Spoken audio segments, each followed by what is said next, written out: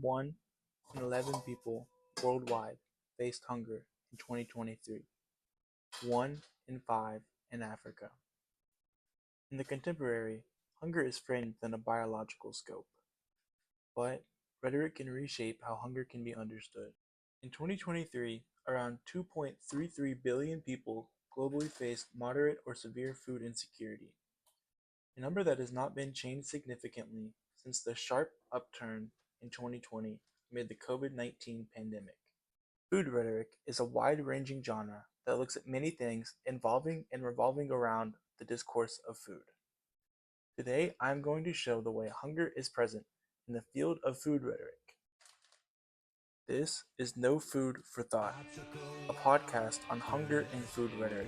Episode 2. Felt the cool rain on my shoulder. In episode 2, we're going to be looking at 3 different sources. We're going to look at their discourse and see how they continue to show how rhetoric can reshape hunger.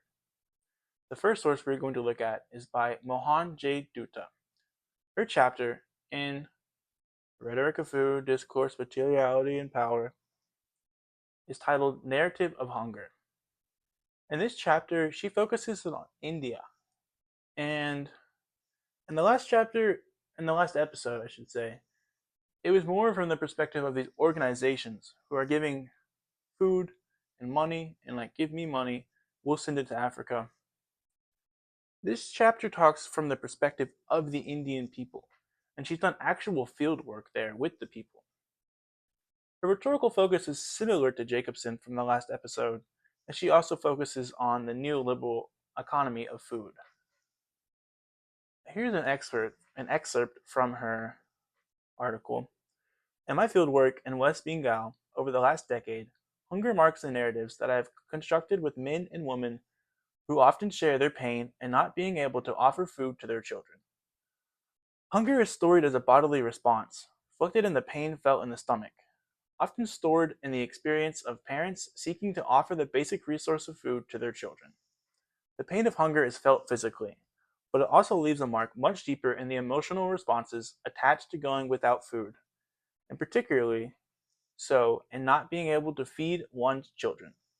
Now, this perspective brings a new type of rhetoric. In the last episode, we looked at organizations helping starving people.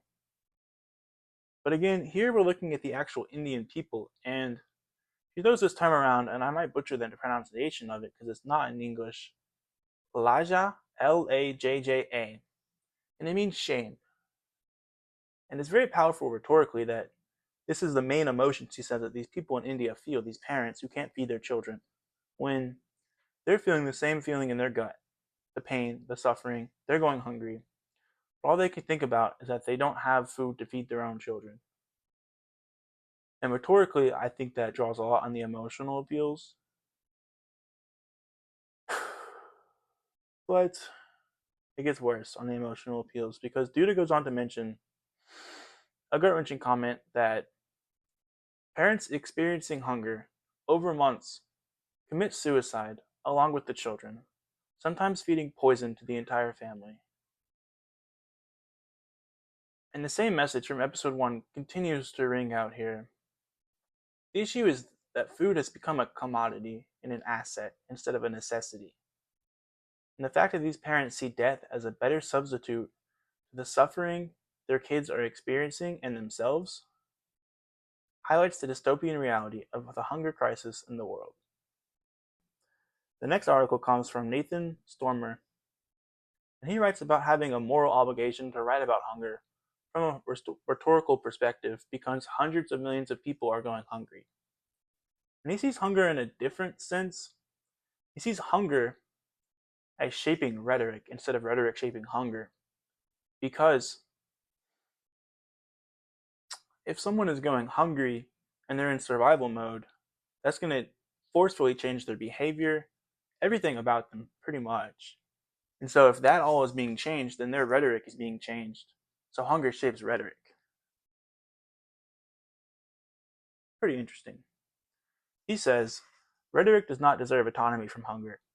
Given that any rhetoric is inanimate to hunger, and hunger is always everywhere intimate imminent so long as that rhetoric is enlivened by bodies that eat. The consequence of hunger's particular imminence is that it shapes rhetoricity in different ways from that of other appetites. Hunger is a distinctive, inalterable condition for humanity. It is indiscriminate in that all people are finally subject to it, and it is like clockwork, which makes it terrifying. When someone is starving, they are in survival mode. So their hunger is going to shape everything about them, and it's going to reinvent their rhetoric. I think this is a really good way to look at the way we looked at the people in Africa last episode, or the people in India who resort to killing themselves and their entire family because they're in survival mode. I think he's right. I do think it completely changes the rhetoric when you look at it through that perspective. The last source is from Catherine Hunt, and it's titled Hunger as a Biopolitical Condition: Rhetoric of Risk, Equity, and Entitlement in Food Security Discourses. This article reinforces my claim that hunger is controlled by institutions. The big word here is entitlement. Seeing being hungry from the lens of entitlement shines light on the true situation the institutions in the neoliberal economy has put us in. The necessity that drives us, puts us in survival mode, affecting our rhetoric, and causes us to commit suicide and kill our own families, is something you have to be entitled to have. The necessity. Basically, because of the way food has been shaped, hunger has become a thing that you have to be entitled to own. It's an asset. And these people are killing themselves because they can't get it. That, I think, is the rhetoric here. I want to close this episode, this series, this class, and my college career with this quote from Hunt's article. Hunger is a political condition. We have the resources to end it. We have the food. What we lack is the political will to solve this problem once and for all.